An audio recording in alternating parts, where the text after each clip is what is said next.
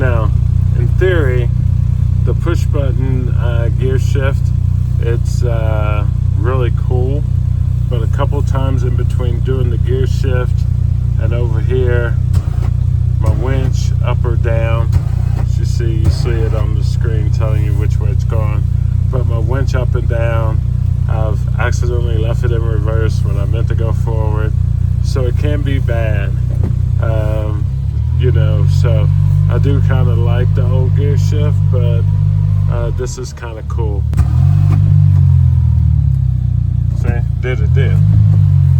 Still do.